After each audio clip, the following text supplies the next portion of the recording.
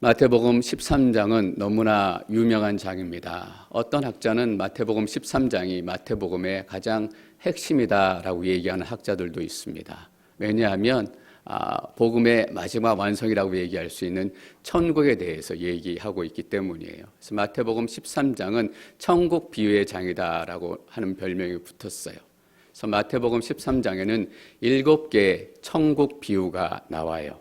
씨 뿌리는 자의 비유부터 마지막 그물 고기 관련해는 비유까지 7개의 천국 비유가 나오는데, 개별적인 비유의 의미에 대해서 우리가 설교도 많이 듣고 많이 묵상을 했습니다.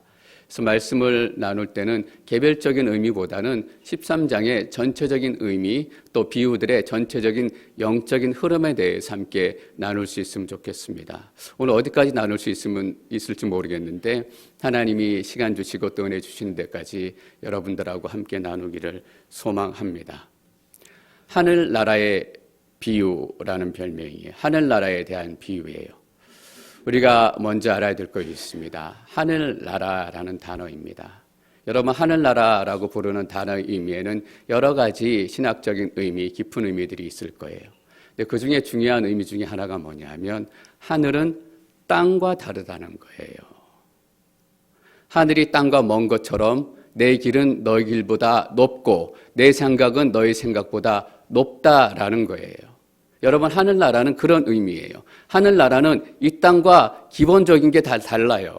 우리는 하늘나라를 생각할 때 이 땅의 기준으로 생각할 때가 너무나 많아요. 이 땅에 내가 가난하고 어렵고 없이 살았는데 하늘나라 가서 내가 원 없이 한번 써보자. 하늘나라 생각할 때 우리는 막연히 이런 꿈까지 해요. 방마다 돈으로 가득 차가지고 언제든지 원 없이 한번 써보자. 먹고 싶은 거 먹고 사고 싶은 거 사고 즐기고 싶은 거 즐기고. 근데 여러분, 하늘나라는 돈이 필요 없어요. 요한계시록 21장 보면 하늘나라를 설명하는데 성벽이 각종 보석으로 돼 있어요. 돈 필요하면 벽돌 하나 꺼냈으면 돼요. 그리고 성문이 뭐로 돼 있냐면 진주로 돼 있어요, 여러분. 그래서 돈이 필요하면 진주 하나 떼서 쓰면 돼요. 새 예루살렘의 바닥이 뭐로 돼 있냐면 순금으로 돼 있다라는 거예요. 하늘나라는 돈이 필요 없는 곳이에요. 그런데 우리는 돈으로 하늘나라를 생각해요. 내가 이 땅에서 못 해본 거 한푼이 하는 것을 하늘나라로, 천국으로 생각할 때가 너무나 많아요. 제가 그 전에 한번 말씀드렸죠. 하늘나라는 강남이 아니다고. 내가 쌍꺼풀 좀 진하게 있었으면 좋겠다. 그 마음이 이루어지는 곳이라면 다 쌍꺼풀 이렇게 하고 다닐 거예요, 강남처럼. 근데 하늘나라는 원풀이하고 한풀이 하는 곳이 아니에요. 하늘나라는 근본적으로 이 땅과 다른 나라예요. 이 땅의 세상 나라와 달라요. 이 땅의 나라를 세상에 뭐 있어요? 전쟁이 있고 기근이 있고 아픔이 있고 질병이 있고 죄와 악함들이 뒤덮고 있는 땅이 이 땅이에요. 전쟁만 있고 기근만 있고 질병만 있어요. 잘하려고 그러는데도 잘 안 되는 게 이 땅이에요. 그래서 억울해요, 이 땅에. 억울한 사람들이 얼마나 많은지 모르겠어요. 누가 억울하게 만든 것도 아닌데 어떨 때는 나 혼자 억울해요. 내가 왜 이렇게 살지? 다른 사람들이 나 무시하는 것 같고 나 인정해 주는 것 같지 않고 다른 사람들은 전혀 그런 생각 없는데 그냥 나 혼자 생각해. 억울하기 그지없을 때가 너무나 많아요. 내 팔자가 왜 이러나? 상처 주고 싶어서 상처 주지 않을 때가 너무나 많잖아요. 잘해주고 싶은데 잘해주다가 상처 줘서 사이가 갈라지고 원래 싸우려고 그런 게 아닌데 그게 이 땅 나라라고요. 아쉬움이 있어요. 우리 자식들한테 얼마나 잘해주고 싶어요. 근데 해주고 싶어도 저희 아버님이 80이 넘으셨어요. 근데 입버릇처럼 이제 내가 해줄 게 없다라고 늘 그렇게 얘기하세요. 근데 저도 그런 얘기 제 딸한테 마음속으로 이렇게 하는 나이가 돼가는 거 경험해요. 이제 우리 딸한테 해줄 게 내가 아무것도 없구나. 해주고 싶고 채워주고 싶고 세워주고 싶고 이 땅은 뭐냐면 그래도 마음껏 해줄 수 없는 게 아쉬움 남는 게 이 땅이에요. 하나님 아버지라고 여러분 부르잖아요. 왜 하나님 아버지라고 부르겠어요? 거기에도 여러 가지 신학적인 의미가 있을 거예요. 근데 하나님 아버지라고 부르는 중요한 의미는 뭐냐면 이 땅의 아버지하고 다르다라는 거예요, 여러분. 나하고 다르고 여러분들하고 다르고 집사님하고 다르고 장로님하고 다른 아버지가 계시다라는 거예요. 우리는 해주고 싶어도 못 해주고, 함께 해주고 싶어도 못 해주고, 어떨 때는 짐이 되고, 어떨 때는 부담이 되고, 내가 나중에 우리 자식들한테 짐 되면 어떡하지? 근데 하늘의 아버지는 그렇지 않다라는 거예요. 필요한 것들을 정확한 자리에, 정확한 시간에, 정확한 것을 채워주는 거예요. 우리 아이들 좋은 친구 만나게 해주기 위해서 친구들 초대해가지고 생일 파티도 해주고 맛있는 것도 해주고 좋은 친구 사귀었으면 좋겠다. 그렇다고 필요한 때 좋은 친구가 오고 좋은 사람이 와요. 그것까지 제가 해줄 수는 없더라고요. 근데 하늘에 계신 아버지는 어떤 아버지냐 하면 우리 아들한테 딸한테 정말 필요한 사람을 필요한 때 보내주시는 분이에요. 그게 하나님 아버지란 뜻이에요. 나 같은 아버지가 하나님 아버지면 어떻게 믿겠어요, 여러분? 생각해 보세요. 여러분 같은 아버지가 하나님 아버지면 우리가 어떻게 믿겠어요? 하늘나라는 이 땅하고 다르다라는 의미예요.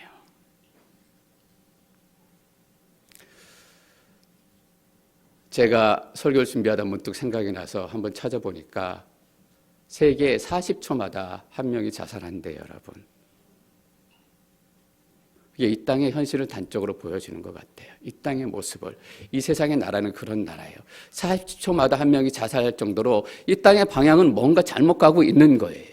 더 높이 짓고 더 넓이 짓고 더 많이 갖고 그러면 뭔가 이루어질 거라고 세상이 생각하고 글로 가고 있는데 40초마다 한 명이 자살하고 자살률은 더 높아지고 그런데 그 세상에서 우리는 1등 하려고 꼭대기 하려고 아둥바둥한 거예요. 근데 여러분이 잘 깨달아야 돼요. 기본적인 방향이 틀린 거 알잖아요. 근데 거기서 1등 하는 게 우리의 목표라면 뭔가 다른 거죠. 잘못 가고 있는 거죠. 하늘나라는 그런 곳이에요, 여러분. 방향이 제대로 세워져 있고 이 땅은 시간이 지날수록 죽어가지만 어떤 분의 간증이 생각나더라고요. 제가 열심히 회사 다니고 열심히 높은 데 올라가서 밤마다 술 먹고 새벽에 나가서 일하고 본인 나름대로는 가족들을 위해서 내가 그렇게 희생한다라고 생각했는데 그렇게 살다가 어느 날 가족을 보니까 아들이고 딸이고 아내고 다 죽어가고 있는 게 보이더라는 거예요. 자기 혼자 밖에 나가서 돌아다니는 동안에. 이상하죠. 열심히 살았는데 가족은 죽어가요. 여러분 그게 이 세상의 방향이라고요. 우리는 정신을 똑바로 차려야 돼요. 왜 마태가 예수님께서 천국에 대한 하늘나라에 대한 비유를 7개, 여러분 7이라는 숫자 아시잖아요. 여기에 특별히 모아가지고 우리에게 전해주려고 하는 근본적인 메시지는 뭐냐? 너희들이 목표로 해야 되는 나라는 이 땅의 나라가 아니다라는 거예요. 이 땅의 나라는 어쩔 수 없이 죽음을 향해서 가요. 열심히 살았는데 가족들을 보면 다 죽어가는 게 이 땅의 나라예요. 이상하죠? 열심히 살았는데 왜냐하면 기본적인 방향이 잘못되어 있기 때문이에요. 왜 하늘나라에 대한 비유를 시작하느냐? 너희들의 잘못된 인생의 방향 자체를 완전히 틀지 않으면 아무리 열심히 살아도 헛거예요. 여러분 제가 하늘나라의 메시지를 전하지 않은 목사로 아무리 열심히 사역하고 아무리 여러분들하고 사랑을 나누고 아무리 여러분들하고 좋은 시간을 나눠도 말짱 헛거라고요. 그만큼 하늘나라에 대한 메시지는 중요한 거예요. 여러분 마태복음의 주제가 뭔지 아세요? 하늘나라예요.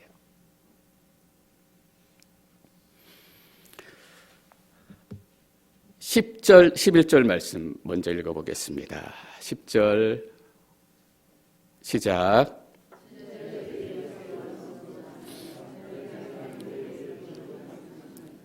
예수께서 대답하셨습니다. 너희에게는 하늘나라의 비밀을 아는 것이 허락됐으나 다른 사람들에게는 그렇지 않다. 하늘나라를 비밀이라고 얘기하네요. 비밀이 너희에게 아는 것은 허락되었지만 다른 사람들에게 허락되지 않았대요. 여러분 비밀이라는 게 뭐예요? 특별한 거예요.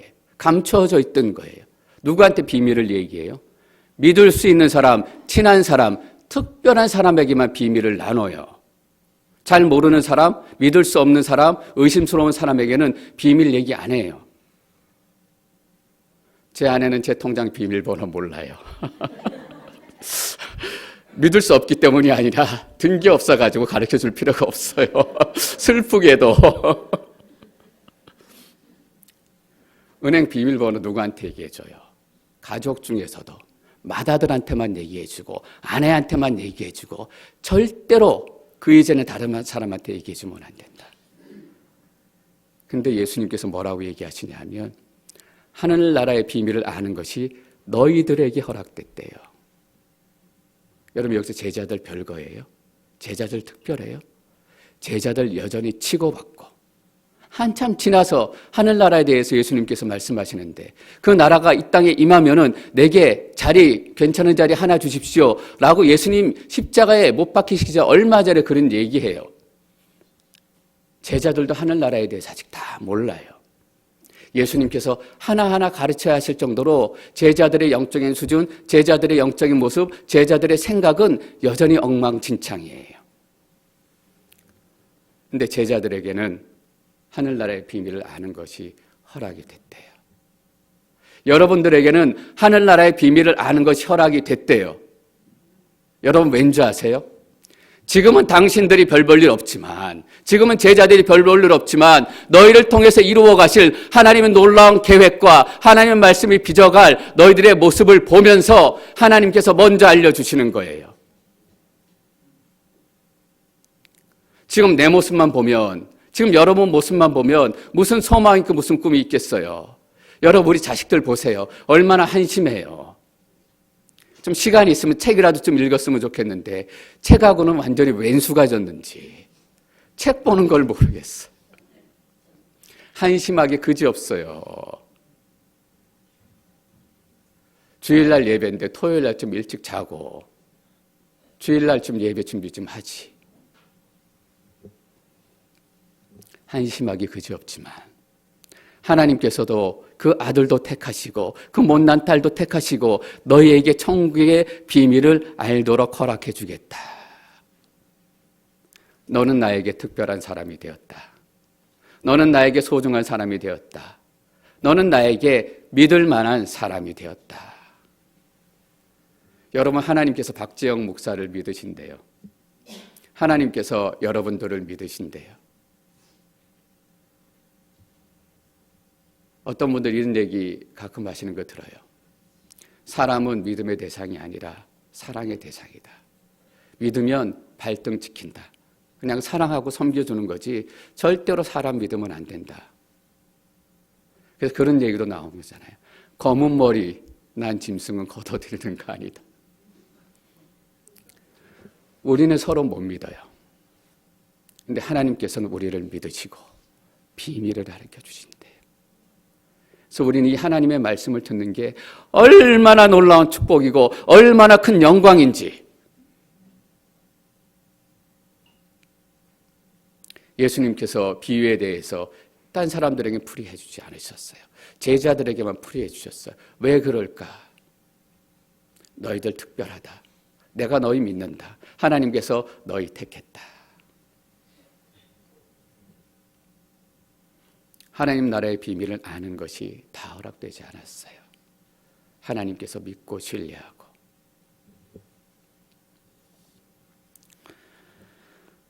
일곱 개의 하늘나라 비유가 있습니다. 3절, 4절 말씀 저희가 한번 읽어볼까요? 3절 함께 읽겠습니다. 시작.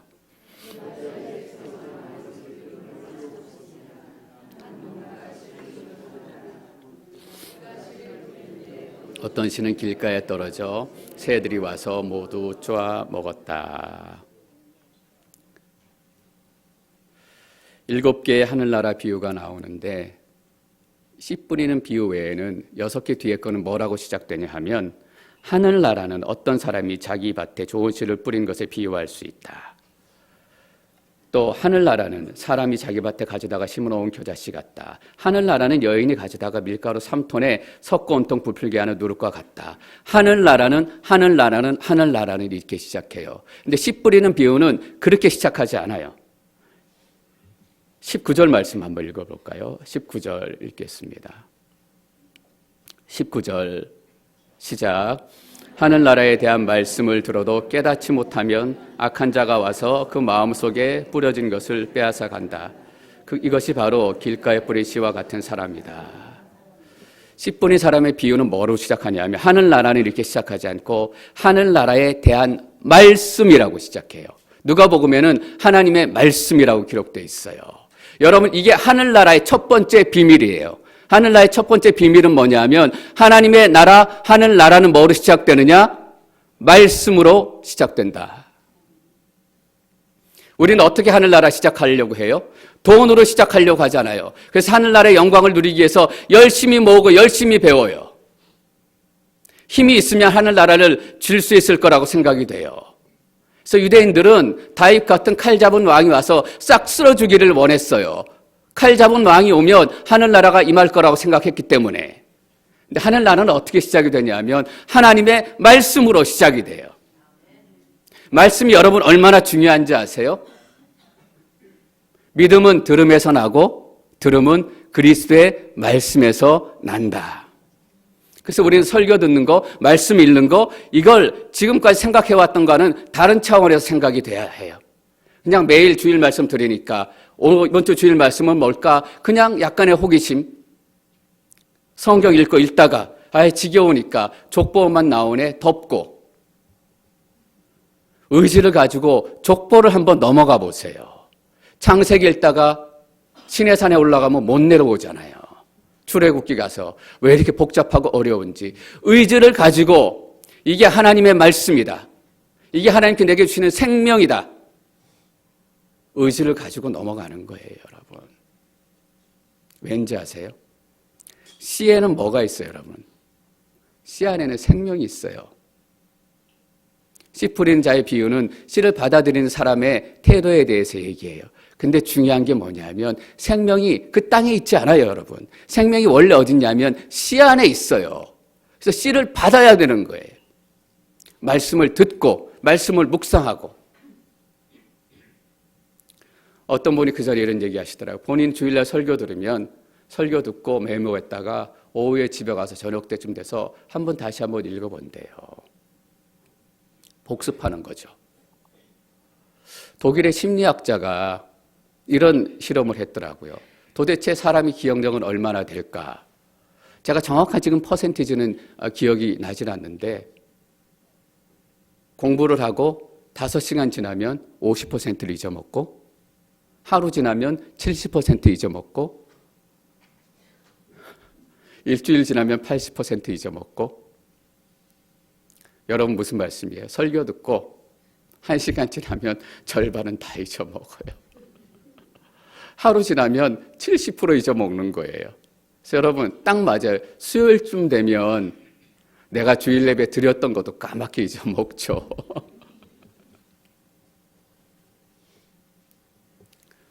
하나님의 말씀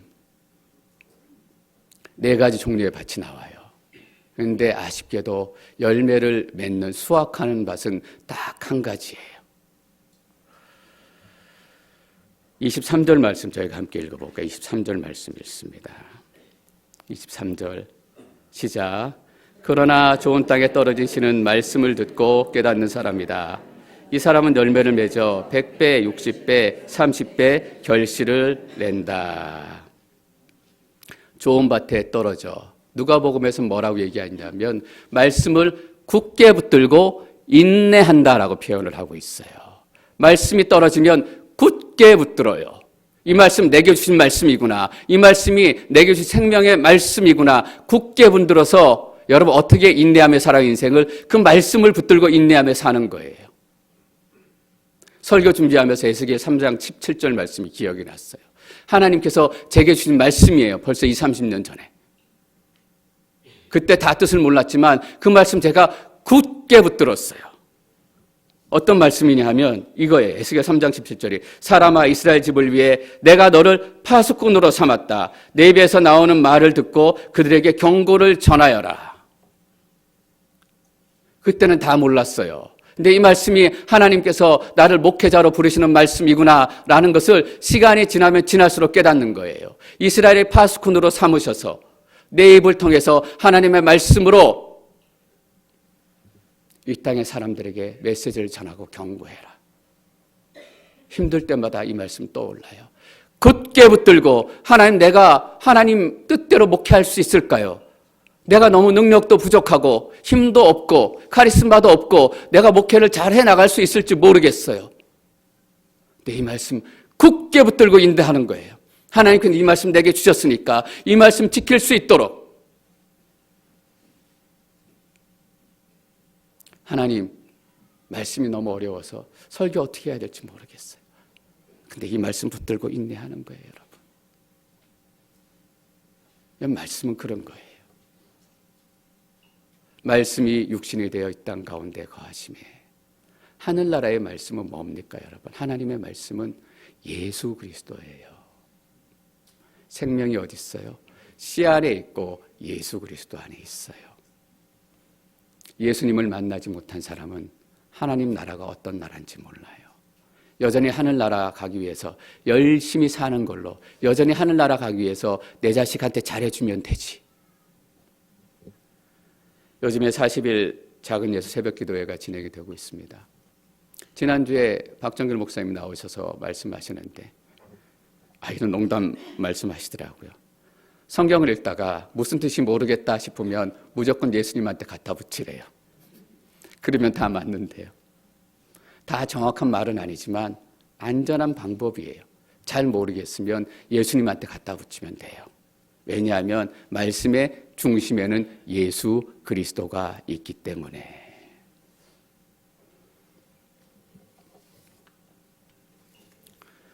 말씀은 우리를 새롭게 시작하게 합니다. 그래서 좋은 땅에 뿌려지면 열매가 맺혀져요. 여러분, 좋은 땅에 뿌려져도 그냥 열매가 맺혀지는 게 아니라 열매가 맺혀지기 위해서 뭐가 있어요?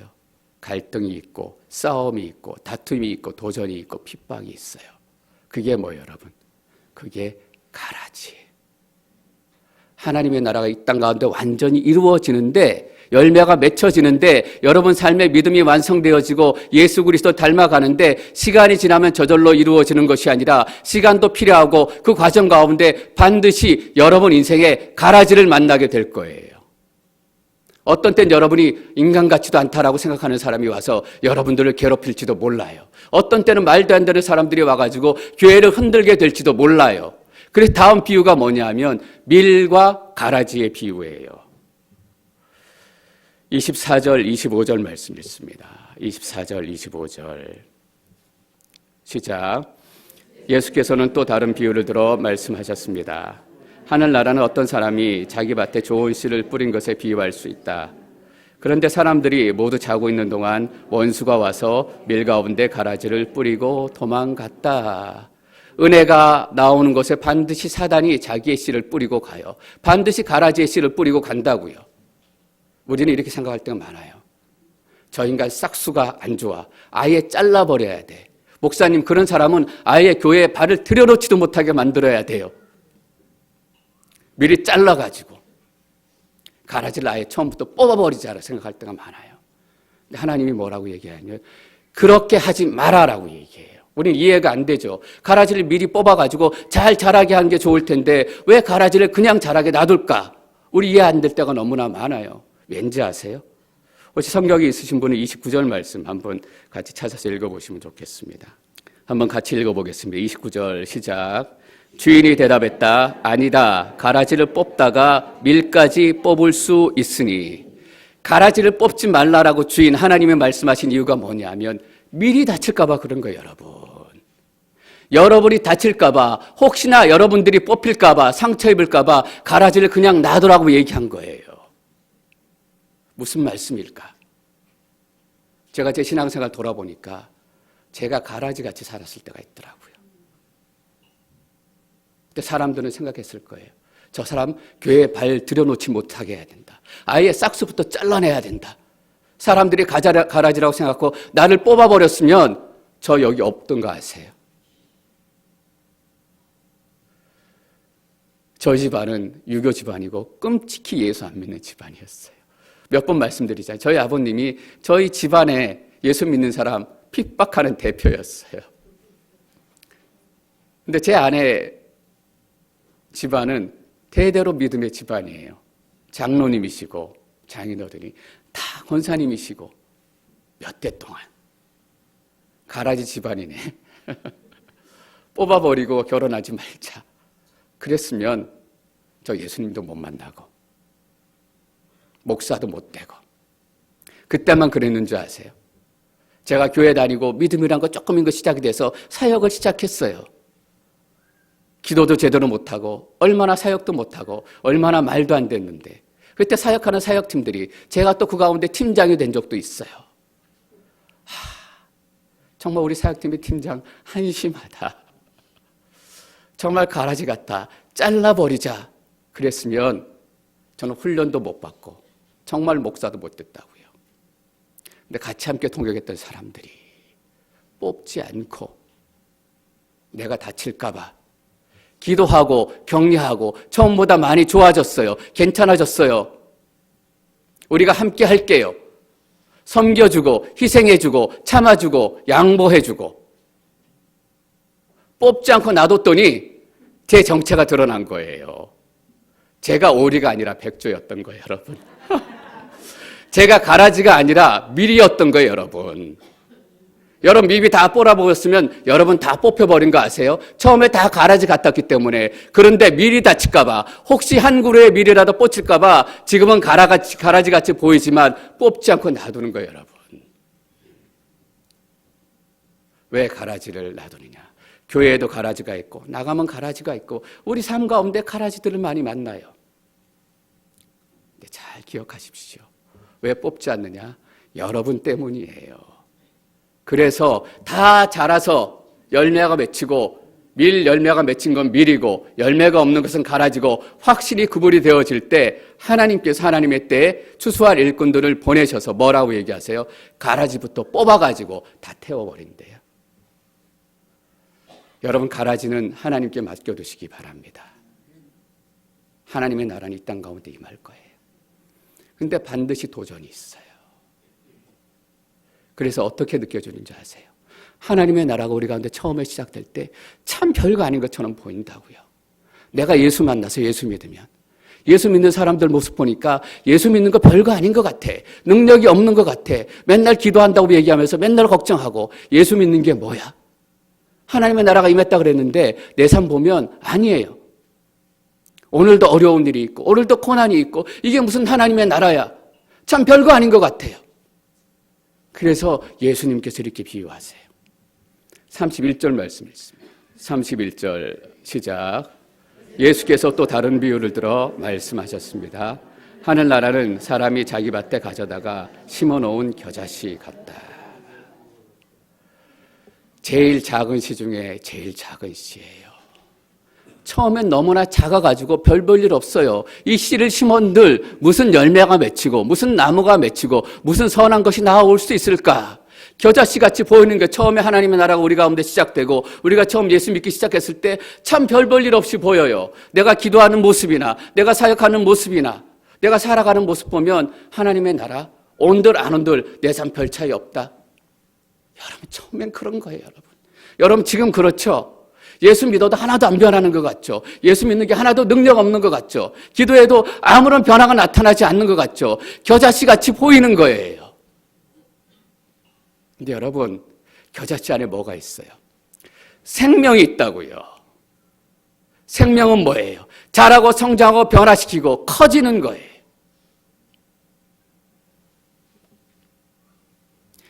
(33절) 말씀 함께 읽습니다. 33절 시작.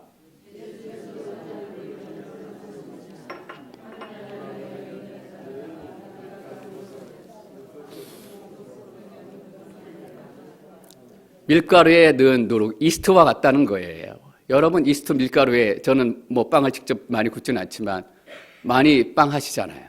처음에 밀가루에 누룩, 이스트 넣으면 어때요? 누룩 넣은 밀가루나 누룩 안 넣은 밀가루나 똑같은 밀가루처럼 보여요. 기도하는 사람이나 예수 믿는 사람이나 예배 드리는 사람이나 세상 사람이나 똑같이 보여요, 여러분. 처음에는. 어떨 때는 예수 안 믿는 사람들이 훨씬 더 잘 사는 것 같아요. 어느 순간 겨자씨에서 싹이 트기 시작하고 어느 순간 나무가 올라오기 시작하고 자라기 시작하는 거예요. 그 작은 것에서 어떻게 자라는가? 새들이 와서 쉴 수 있을 정도로, 우리에게 그늘을 들 정도로 그 나무가 자라요, 여러분. 노력이 들어가서 어떻게 되냐? 처음엔 똑같은 것 같았지만 부풀은 빵이 돼요. 수준이 달라지고 차원이 달라져요. 여러분, 하나님 나라는 그거예요. 하나님 나라의 비밀은 이거예요. 지금은 다 똑같이 보여요. 그러나 말씀이 들어가고 말씀에 반응하고 하나님 나라가 시작된 그 인생은 나중에 반드시 달라져요, 여러분. 이것이 우리 자녀들에게 품는 소망이잖아요. 지금은 다 똑같아 보이고, 지금은 다 말썽처럼 보이고, 지금은 다 말도 안 되는 원수처럼 보이지만 우리가 그 아들 위해서 기도하고 말씀을 선포하고 함께 예배드리고, 일요일날 일어나서 힘들지만 예배드려라, 좀 일찍 자라, 권면하고, 헌금이란 이런 것이다 가르치기도 하고, 하나님이란 이런 분이시다 삶으로 보여주기도 하고, 함께 하기도 하고. 다 10대는 똑같아요. 다 말씀 부리고 10대는 다 외계인이잖아요. 근데 말씀이 싹이 트고 말씀이 자라고 이스트가 부풀기 시작하는 순간에 그 인생은 달라지는 거예요. 세상은 죽음을 향해서 가고 있지만 그 아들은 생명을 향해서 가고 있고, 그 딸은 생명을 향해서 가는 거예요. 제가 자녀를 위해서 기도할 때 특별히 이런 기도 많이 해요. 하나님, 이 아들, 이 딸을 통해서 생명이 전해지게 도와주십시오. 예수 믿는 거 별거 없어. 여러분 이렇게 생각하신다면 하늘나라의 비밀이 여러분들에게도 선포되기를 축원합니다. 지금 별거 없을 것처럼 보여요. 그러나 달라져요. 미국의 뉴 잉글랜드 지역은 저쪽 매사추세츠, 보스턴 이런 지역이에요. 그 미국의 저쪽 북동부 쪽에 가장 지식인이 많다고 얘기하는 것, 가장 pH가 많다고 얘기하는 것, 그 뉴 잉글랜드가 어떤 지역이었냐면 18세기, 19세기에 하나님께서 미국 땅에 부으신 영적인 대각성이, 영적인 대부흥이 몇 번이나 일어났던 곳이에요. 근데 지금은 어떤 땅이 됐냐면 21세기에 크리스찬이 가장 미국에서 적은 도시들이 됐어요. 그 결과를 들면 우리는 이렇게 생각할지 몰라요. 부흥 별거 아니네. 하나님께서 부흥을 그렇게 몇 번이나 미국 땅에 거기에 주셨는데 지금은 크리스찬 수가 가장 적고 교회가 가장 적고 가장 무신론자가 많고 부흥 별거 아니네. 여러분 그렇게 생각할 수 있어요. 근데 그렇지 않다라는 거예요.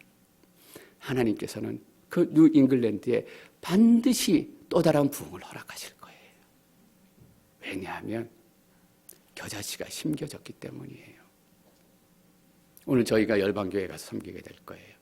재작년인가 3년 전인가 열방교회가 다른 교회에 이렇게 빌려서 예배드리다가 어려움이 생겨가지고 열방교회에 이렇게 단독으로 이 성전을 구입했잖아요. 제가 얼마인지는 모르겠는데 글쎄요, 최소한 5, 60만 불 이상은 하지 않을까? 하여튼 모르겠어요. 근데 그 열방교회 성도님들이 어떤 분이세요? 다 홈리스들이잖아요. 열방교회에 무슨 돈이 있겠어요? 무슨 저축해놓은 돈이 있고 세이빙해놓은 돈이 있겠어요? 섬겨주시는 분들도 계시고 도와주시는 분들도 계시고 가지고 있었던 것도 있겠지만 그거 해가지고 새로운 성전을 구입한다는 게 안 되는 것처럼 보이잖아요. 근데 열방교회 송문규 목사님이 우리가 여러 가지 사정도 있고 이제는 우리 성전을 위해서 함께 기도하십시다. 우리가 성전을 구입하십시다 하고 계획을 설명을 드렸어요.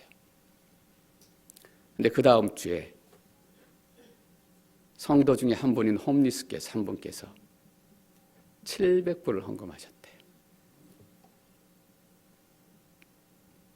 여러분 교회 별거 아닌 것처럼 보이죠. 맨날 지지고 볶으니까 참 어떨 때 보면 세상의 단체보다 가짜로 보일 때가 많아요. 사실 맨날 찢고 나누고 볶고 무슨 능력이 나타나고 무슨 힘이 있겠어. 그래서 세상 사람들 손가락질하고 욕하잖아요.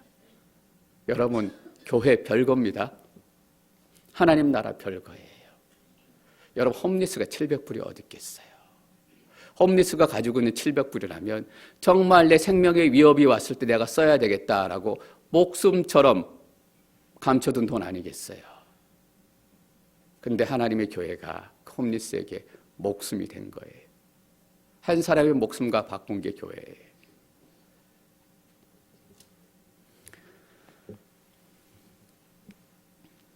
그러니까 뭐예요? 하나님의 나라는 다른 걸 다 버리고서라도 사야 되는 곳이잖아요. 내 인생에 다른 것 다 포기해도 하나님 나라가 내 인생의 목표가 돼야 된다는 거예요. 그게 뭐예요? 숨은 보화의 비유잖아요. 44절 말씀 읽겠습니다. 44절 시작.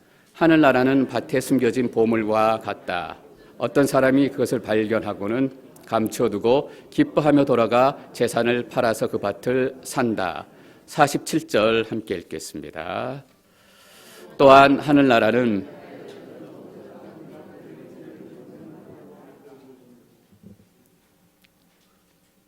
46절 먼저 좀 읽겠습니다. 46절은 이렇습니다. 여섯 번째 비유인데 그는 값진 진주를 발견하고 돌아가 모든 재산을 팔아 그것을 산다. 숨겨진 보물이에요. 숨겨져 있어요. 그 보물 내가 만든 것이 아니라 하나님께서 숨겨두셨어요. 그런데 내 인생 살아가면서 하나님이 주신 은혜로 그 보물을 발견한 순간 어떻게 해야 돼요? 다른 거 다 버리고 와서 그 숨겨진 보물을 사야 된다는 거. 왜냐하면 하늘나라의 비밀을 알았기 때문에 내가 이 땅 나라에서는 내 자식한테 다 해줄 수 없고 내 자식한테 잘해주다가 상처를 입고 이 땅은 죽음을 향해서 가고 있지만 하늘나라는 그런 나라가 아니다. 하나님 아버지가 되시는 나라다. 내가 그 나라를 절대 포기할 수 없다. 그러니까 내 명예를 버려서라도 돈을 다 버려서라도 하늘나라를 사고 진주를 사고. 전 여러분들이 하늘나라의 비밀을 알기를 축원합니다. 그래서 여러분 삶에 참 귀한 것들이 많을 거예요. 그러나 그 귀한 것보다 훨씬 더 귀한 게 하나님의 나라예요. 하나님의 나라 절대 포기하지 마십시오. 그래서 제자들에게 이렇게 얘기하는 거잖아요.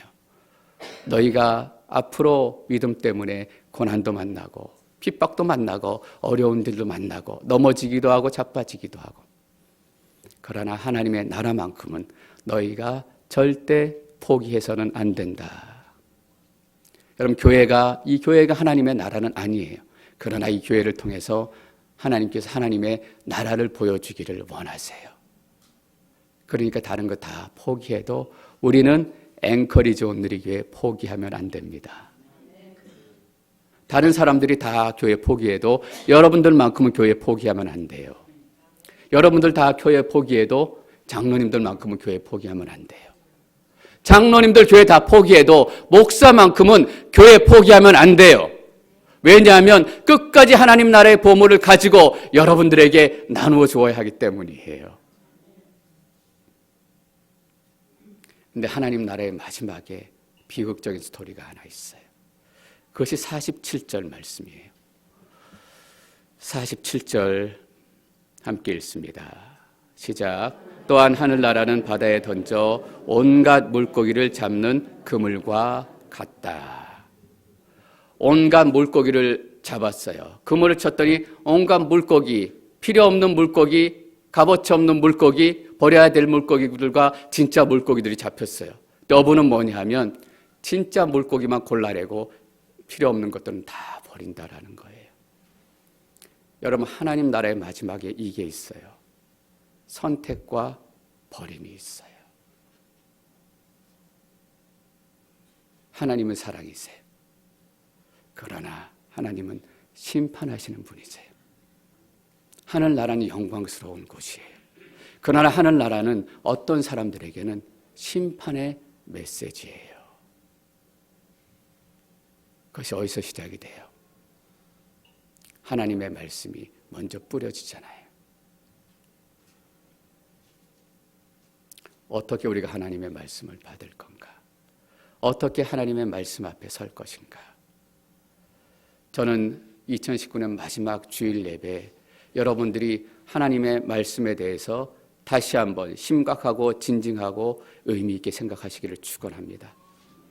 여러분 하늘나라의 끝이 씨 뿌림에서 시작이 된다라는 거예요. 여러분들에게 새로운 도전과 결단과 헌신이 시작되기를 축원합니다. 하나님 말씀 앞에, 말씀이신 예수 그리스도 앞에, 영원한 생명 앞에